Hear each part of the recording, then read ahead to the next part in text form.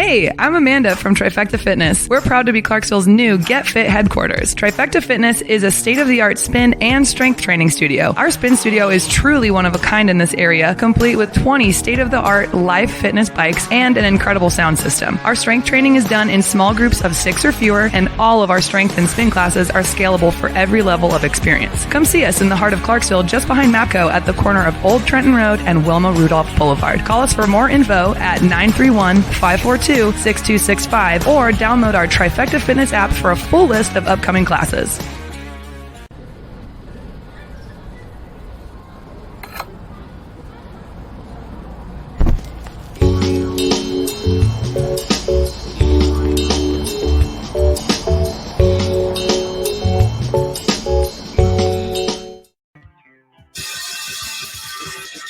All right.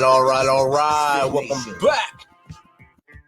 If you're a veteran and you're struggling or feel like you are leading a path towards the darkness, stop and think about those who are around you. Think about how they truly value you, how they will miss you. You are not alone. You need to talk to someone. Someone will listen to you. If you feel like you'll be a burden to someone, or you don't feel like you should put that weight on your inner circle, call the hotline at 988 and take option 1.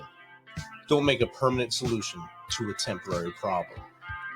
If you're a new listener, thanks for joining us.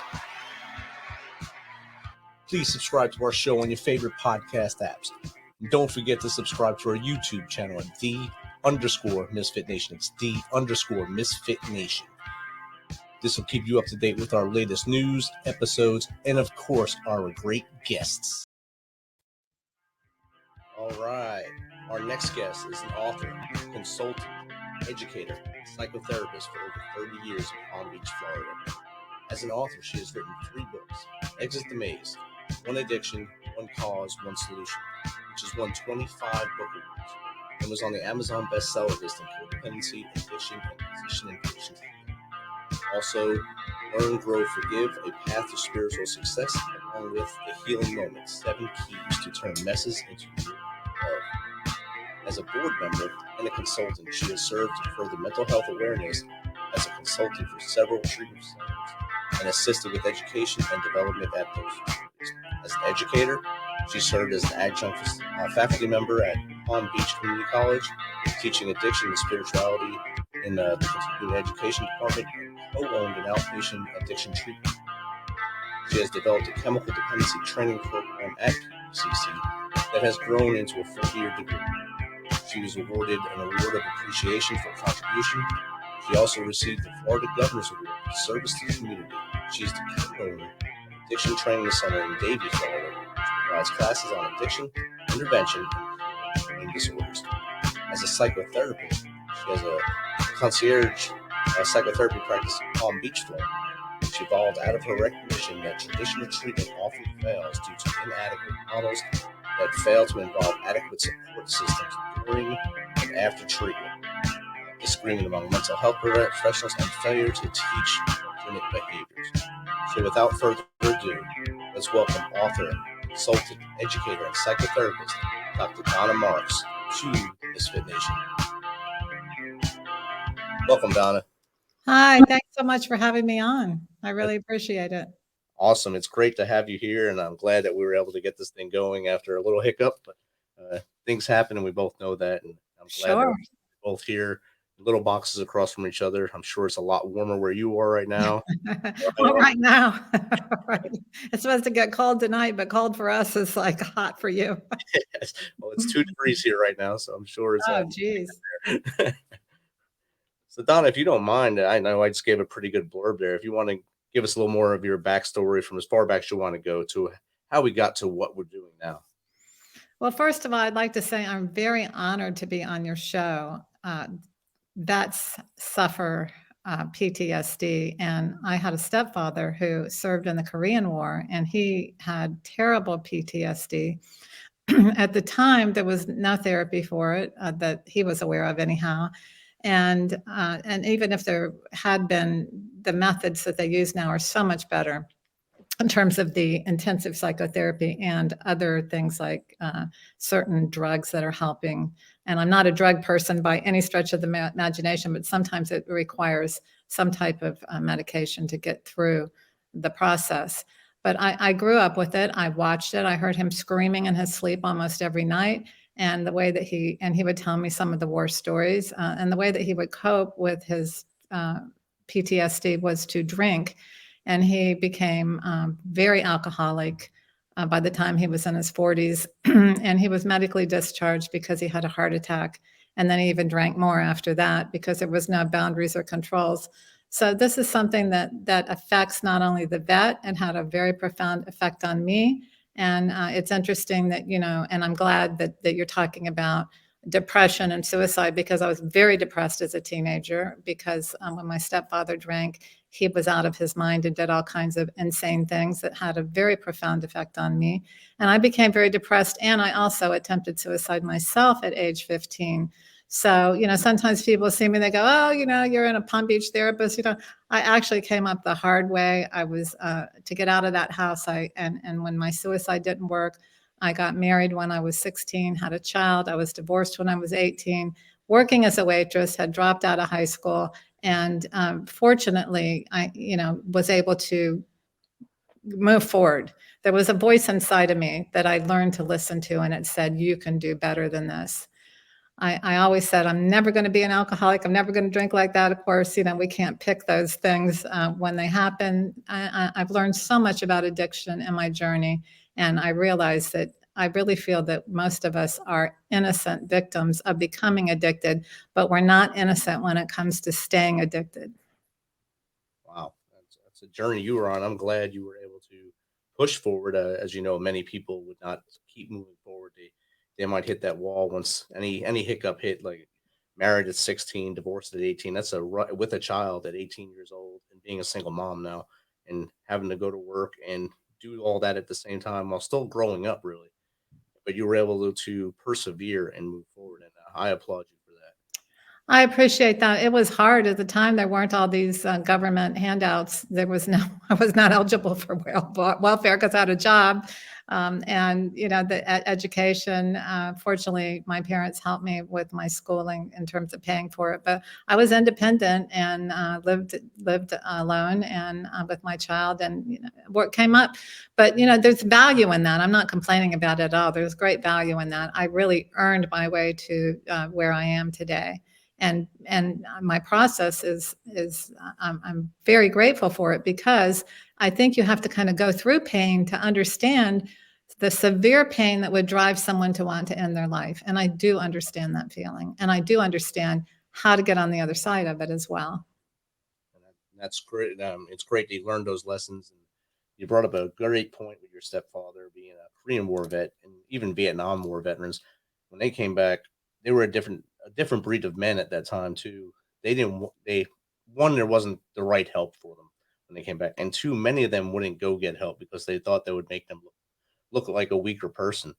Oh, I'm having these issues. I can't tell the other guys if I'm having these issues. So a lot of them just kind of fell by the wayside and then went to addiction to do things, and wound up, like you said, affecting you and your family, and then causing in your head and physical and mental abuse for the rest of your life. And I think it happened to many families along that time, from Korea War to Vietnam War. And finally, now we have some sort of a semblance of help for us at this time. We kind of say thanks to those trailblazers that kind of didn't get the help, but now we get the help. Yes, and at the time, a lot of drugs, heroin was a big problem, and people became addicted to cope with the atrocities that they were dealing with.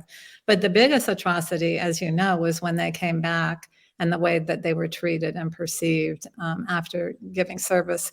And, fortunately, we are no longer doing that. We are valuing our vets and honoring them as they deserve to be honored. I know everybody doesn't, but most people do, and it's so important. And for Americans to convey how much we care and how much we appreciate, because it's easy to sit back and go, I don't like this and that and the other. But are you putting your life on the line for freedom of your country?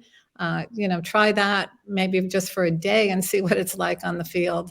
And then you might have a much greater appreciation and compassion for someone who does come back and isn't the same person who returns home. Exactly. And that's a good point there. A lot of us go and come back. We think we're fine, but our Right. families can see it. And my family, they knew right away when I came back from my first combat tour that something was different from me. But I kept pushing off. It's not me. It's you. It's just that we were apart. It's your fault. And it wasn't until really when I got out in 2015 that I finally got help and realized it was me the whole time. I Right. I really Right. And you're supposed to man up, right? You're supposed to be strong, whether you're a man or a woman or whatever. There's so many rules about sexes now, but I'm not very good at following them. But you're supposed to be strong, and you're not allowed to break down. And then there's a sense of shame, and then all these feelings get so jammed up, and so coming out sideways, and then they try to medicate. We try to medicate ourselves. I wasn't a vet, but I certainly suffered PTSD, and we try to medicate, and then we don't even know where to begin to talk about it. And then if we do talk about it, it may not be enough, because you really have to get that pain out of yourself to be able to heal it. Otherwise, you're very susceptible to addiction. And that's when we were talking in the pre-show why I started the show, was to try to get it off their chest, get part one off, get the story out, and then get the help. Because now you can breathe a little bit, you can go out there and actually be able to breathe and talk to someone that can help you, and maybe talk you through steps that can get you there without medicating you, just talking you through it. Maybe yoga, maybe some other holistic kind of treatment to get you out of it and get you back into reality. Well, the important thing is that no matter what you've been through, you can turn that crisis and that pain into meaning and purpose. Sometimes you can perhaps develop a career of helping other vets or helping other people with PTSD, but you shouldn't abandon your own gifts and talents because of PTSD. It can be treated. If you have a good therapist and a good treatment program, the recovery is very successful. There are people who specialize in it. And to be able to heal that psychic wound, that fracture in your sense of self and purpose, and to turn it and convert it into meaningful endeavors is very rewarding and very gratifying and very possible. Yes, it is. Thankfully, I found the right person, right doctor to help me, and he got me back pointed in the right direction. He fixed my compass, and I was able to move forward. And I'm doing a lot better with my family and myself now. And you're doing exactly what I just said. You've converted all of that into your podcast and probably many other things that you do to help other people get out of that maze. I Yes. call it, the maze of depression or addiction. It's all the same. I mean, we get stuck there and we can't get out, or we think we can't get out. We can get out, but we have to know how. When you're in it, it's like you're in quicksand. You don't know what you're doing or how to get out, and some people panic, but when you get that guiding light, it kind of helps out a lot. Yes. Yes. So with addiction, we talked earlier about why I thought you'd be valuable to the show, because there's so many veterans that are addicted to something or another. And then some of it does go back to their PTSD or their mental health. I think right now in the VA, I'm looking at a screen here, it's 80%, 900,000 people that were surveyed abuse alcohol, 300,000 abuse illegal drugs, and 80,000 abuse both illegal drugs and alcohol. Those are big numbers, even in knowing the numbers of people that served. Any number is high to me, but 900,000 is enormous. How do we first get them to realize they need the help, and two, what are ways we can help them? Well, I think most people don't realize that they become dependent or addicted. And if you're not sure, just look at whether or not there's consequences. Is it draining your energy? Are you not motivated? Is your world getting smaller and smaller? I tell people you're in the box, which is the maze. Are you happy? Are you depressed? Alcohol and drugs, most of them depress you in the long run, and they make depression much worse. So these are kinds of things, is someone in your family, a loved one, suffering because of your use? Are they telling you you have a problem? Normal drinkers and occasional, pot smokers or whatever, they're not hearing that kind of thing from people. They're not hearing you got a problem, you need to deal with it, or you're different when you're drinking or drugging. So this is the first step, is to admit that there's a problem and then be willing to do something about it. Definitely. And I think admitting you have the problem is the first step. And in any situation, if you have the problem, you have to admit it in order to get and realize you need the help and accept the help. Those are three keys in order to getting Right. free of that demon. And Well, the problem with addiction is it literally hijacks your brain. It has such a profound effect on the frontal lobe, where your executive functioning, logic, reasoning, common sense, good judgment, it literally hijacks that part of your brain. And so the thought of stopping becomes overwhelming. And then if you do stop, the anxiety comes, and then, even more, it feels like even things are worse, and you don't have your coping mechanism anymore from that substance. So it's really important to recognize that it's not your fault you got addicted. Things are made to be addicted. I really believe that. Whether you're talking about pills, alcohol, cigarettes, sugar, gambling, it's designed to get you addicted. It's not designed to calm you down. It's designed to get you addicted. The proof of alcohol in a bottle of booze does not need to be that high. We know for sure that they put chemicals in cigarettes to make them more addictive, and you can just go right down the line. Anything that you're addicted to, whether it's this or whatever, money, whatever, it's designed to get you addicted. So once you've lost that executive functioning. So you have to tap into something deeper within you called honesty and your conscience. And I call that your spiritual center, where what's right. It's just hard to access it. It's hard to anchor yourself to that. But once you do, then it's easy to get out of the maze. You wrote 3 books of The Maze. I love the cover of the book for the Maze. When you were writing that, was this based off all the people that you have helped, or just your studies, or a combination thereof? Yeah, well, I did a lot of research when I was writing the book, and I put a lot of that research in the book. But I've worked with over 6,000 people in the past 30 years, and my own journey, where I learned what did and didn't work in the recovery system. So I'm kind of, coming at treatment differently, and I'm saying, look, we need to do this different. What we're doing is getting people addicted to treatment, and it's not working. People that are going in and out of facilities over and over and over again, and there's really this kind of move, or even going down, and they're getting worse. Something's not right. So I recognize that you can't just stop a behavior. I believe there's one addiction. And so you stop drinking and you start something else. You stop smoking and you start eating. It just keeps moving around. A lot of people go into recovery and then they, get into all kinds of affairs. I mean, it's just never ending, that search for the next quick fix. But of course, there is no finding in the next quick fix, because the answer has to be within. So you have to heal whatever wound is going on there.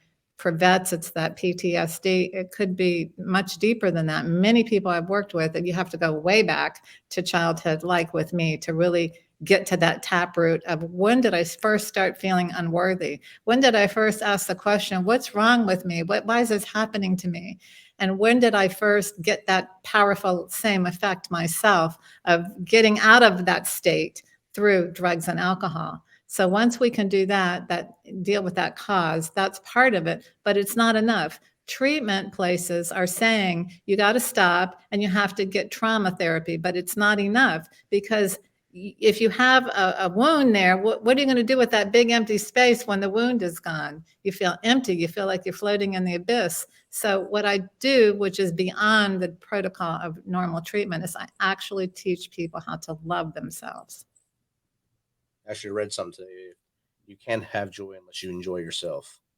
I like that. That's exactly what you just said right there. It was one of my former soldiers that wrote that, and I read that, and I know he went through a roller coaster just this year. We had him on here to try to scare him straight on here. Intervention right here live we did with him, and Wow. he's doing really well now. And he has found that joy within himself, and it's great to see that in his eyes. His whole life now has a glow around, so it's awesome. That's wonderful. I know I did not have that joy. I went to treatment. I went to a lot of therapy. I did a spiritual quest all over the world, and something was missing, because I did not know how to love myself. I didn't even know what that meant, because what I was taught from people who were supposed to love me was totally different than when people really do know how to love you and the perception of self-love that you get from that. Right.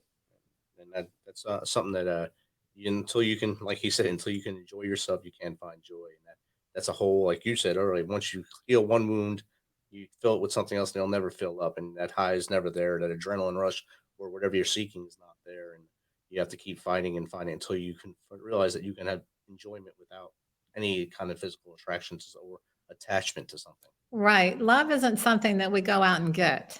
You know, it's not something that you can drink or smoke or someone can give you. It's something that is an action word. I call it love is an action word. It means that you behave with love toward yourself, learn how to love yourself, then you know how to interact with other people. Addiction is a disease of isolation, and we're always trying to get who's signing up for that for long. I mean, there are relationships that endure it. Sometimes people, especially I've seen in many situations here in Palm Beach, where people are married a long time. One or both of the people are heavy drinkers, I would say alcoholic, but highly functioning. Their kids are also following the path without the same, it's interesting. Like the parents came from a generation where they had roles and they had to perform those roles. So they're still highly functioning, drinking or even drugging and doing a lot of other things, but they are conditioned to perform those roles. But with their kids, the different generation where they've been allowed to kind of be enabled. And sometimes kids 30s and 40s are still dependent on their parents, drinking and drugging, and then they develop all kinds of, I feel that we're not born with brain disorders. I believe that they come from mental health issues and from substance abuse issues, that our brain becomes disordered as a result of mental health issues and addiction, primarily addiction issues. So we've got to break out of the system of enabling people to stay ill. And I love it that you did an intervention on the show, because that is love. Sitting back and saying, this is magically going to change, or what do I do? And then you say, well, this is what you do. Well, I can't do that, or I can't. If I don't keep helping this child, they're going to die. Well, you're killing them. They are going to die. You're killing them. So to be able to, with love, be strong and see it clearly, and then advance to an intervention. It doesn't have to be a formal where you hire someone, although if you don't know how, that's probably the best way to go. But it can just be from somebody like you just said, like we did it right on the show, because we loved the person, we cared about the person. And then that person found joy because they learned how to love themselves. Definitely. And he posted online something, and then it just got me mad that he posted. So I said, "You're going to be on my show tonight?" And he's like, "Yes, Sergeant." Like we were still in the Army, but he said, like, "I had to do it because you said it." No, he didn't. But you knew we wanted you here, and we want you here. We wanted you on the show, and we want you here. And he understood that. And then, like I said, he's doing great now, and it brings joy to all of our eyes. Yeah, when people have been in wars and kind of situations, and it's not always in a war that they suffer PTSD. Sometimes people are mistreated, and they suffer from that. But often people just feel a sense of shame and unworthiness.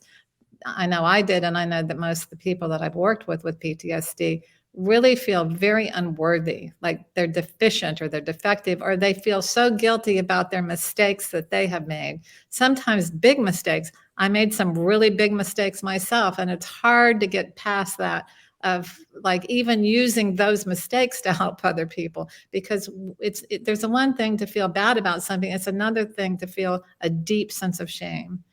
And what I try to help people to understand is that shame isn't helping you, and it's definitely not helping anybody else. So let's figure out how to move through it so that you're not carrying it around anymore. Definitely. You said earlier about the rehab centers and stuff, and isolation in rehab centers. I read also the other day when I was getting ready for the first attempt at this, I read about Chris Farley and how he went to rehab centers, I think 3 times before he finally succumbed to his addiction and died. He went to a place secretly in Alabama. They thought he was cured, and he was still running out of Saturday Night Live, 2 blocks down into Hell's Kitchen, scoring heroin, shooting up, and then coming back. And they were just masking it because he was bringing in the numbers. You can bring in the numbers, and you're still, like you said earlier, highly functioning. Celebrities are really at high risk because look at it this way. Their brain's already been hijacked. And then there's so many people invested in them not stopping their addiction, because often the pilot fish around the shark are feeding off of whatever that person's, giving out, whether it's money or parties or drugs or things like that. But producers and all have a hard time seeing this. They think, oh, we went to treatment, he's fine, let's go again. And it's a very, addiction is a delusional system to begin with, but it's really delusional the more famous you get. We can see this on TV a lot with celebrities. They'll say, I don't think I have an addiction problem. And then they give you 10 symptoms, I was raised with it. My mother gave me pills and I really liked it. So it's not my fault, But all of that has nothing to do with the fact that you are addicted. And so it would be really, really beneficial to, again, you can see how hard it is to move in there and someone in someone and say, I love you, but you got to stop this. This has to end. And you need to get real help. We're not going to, sometimes, like I said earlier, addiction could be, treatment can be an addiction also. Doing the same thing over and over and expecting different results. If you go to the same treatment facility 3, 4, 5 times, that's just another addiction. You're only going to get this or this. You're not going to get out of the maze. It's just another maze. Definitely. And you're kind of just putting a Band-Aid on a small wound every time you go. If you have to go to the same place that many times, they're not doing their job. They're just collecting money. That's what I'm thinking. Right. And also, in all fairness, a lot of times people come see me and I'll give them the steps to heal and to be able to walk away from the addiction like any other bad relationship. And, they'll say, well, I don't really want to do that. Or they'll say, oh, yeah, I'll do it. And then the next time we meet, did you do this? Did you do this? No, I haven't had a chance, but I will. Somebody like that is not a candidate for success. That's like saying, did you put your shoes on? Oh, I'm getting around to it. Meanwhile, I'm walking around barefoot, on nails and razors, I can't make somebody do it, and neither can a treatment center. But I wouldn't keep, recycling the person over and over again. Wait until you're ready. Right. Or, if you're a family or an institution, you have leverage, like employers, particularly in any kind of industry. The more money someone makes, the more leverage the employer has to say, you need to get some help. And you need to be accountable once you receive that help, that you are staying sober, so that it's built into the recovery system, that there's accountability. I think a lot of large corporations do that throughout their staff now. They actually put out things about a mental health. And are you taking a mental health break? Are you taking your paid time off? Or are you just working through every day? Are you putting all your life into work and not living your life? And they're trying to push you to take those days off to make sure you understand you need those recharge days. You got to get away from that cubicle or that office, wherever you work, and breathe outside. Right. Work can't be the recovery program because, like I said, you're just transferring one addiction to another. I'm putting all my energy into this. That means I have a purpose now. So you have to have a purpose for you, not just for everyone else. Yes. And taking time off, if you're uncomfortable with that, then you have to learn how to love yourself.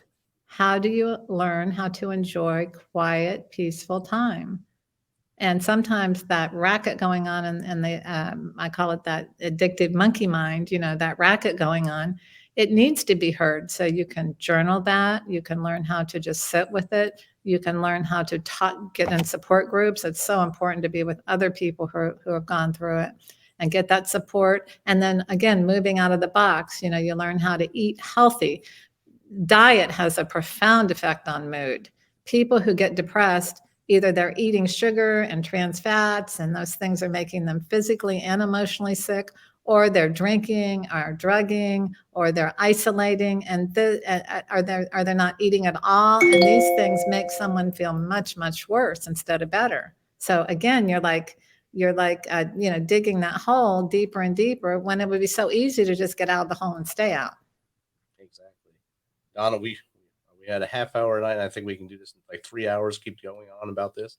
It was great having you on here. How does someone get in contact with you if they want help, if they want to either come to you or maybe virtual? I don't know if you do virtual as well. We're going to set up an online group therapy kind of thing. My book just came out last week, so we're in the process, and we've been really busy on different shows and stuff, but we're going to do that.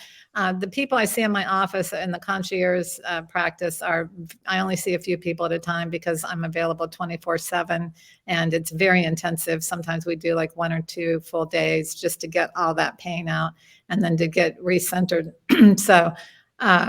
But they can they can register at www.drdonnamarks.com. And there's a lot of blogs on there. Some of them about PTSD, depression, making it through the holidays, all kinds of things. It's free. You don't have to subscribe or anything like that. And any services that I offer for free are available on there. So they could also email me if they have any questions. I'd love to hear from them. There was a great article on there about Veterans Day. I appreciated that article. That was the first thing that popped up on my screen when I opened it. So, thank you. So thank you for that. And Donna, thank you for taking your time and being patient and getting this thing done today with us. Thank you so much.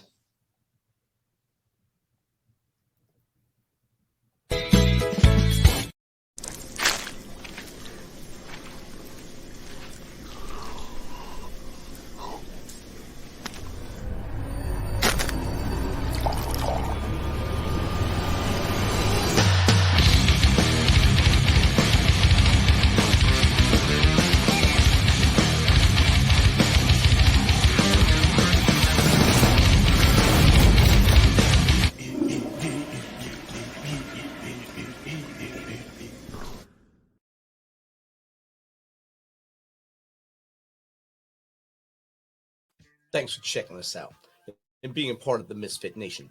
Don't forget to visit our website at themisfitnation.com. It's themisfitnation.com to catch up on all of our episodes and also to get some of that great Misfit Nation gear. As always, be humble, stay hungry, and keep hustling because we are